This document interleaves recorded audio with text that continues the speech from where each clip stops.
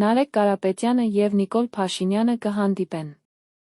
Վաղը Սուրբ Սարգիս եկեղեցում նրանք պատարագի կմասնակցեն։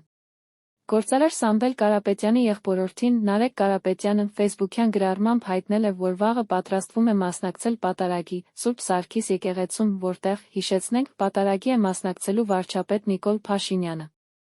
Կարապետյանը գրառման մեջ նշել է, որ Փաշինյանի պատարագի մասնակցելու հանգամանքն իրեն երկընտրանքի առաջ էր կանգնեցրել՝ գնալ պատարագի, թե ոչ։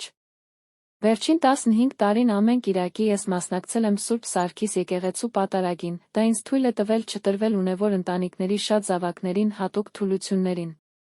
Այս 15 տարվա մեջ ես գեթ մեկ անգամ չեմ տեսել Նիկոլ Փաշինյանին մասնակցելուց պատարագին, չնայած նրա գրասենյակը Հայկական ժամանակ թերթի ընդամենը 50 մետր հեռավորության վրա է եկեղեցուց։ Հարցը կայանում է հետյալում՝ գնալ պատարագի, ինչպես ամեն շաբաթ, քո սիրած եկեղեցում, որտեղ կլինեն քո հայրենիքի համար աղետաբեր մարդիկ և մի թույլ սրբազան, թե չգնալ։ Պատասխանը գտա. գնալ։ Այս եկեղեցին իմ հոգոր առողջարանն է, քաղաքական տուրիստների պատճառով ես չպետք է հրաժարվեմ այնտեղից։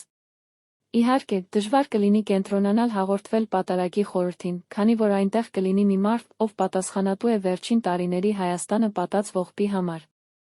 Բայց կփորձեմ, գրել է Կարապետյանը։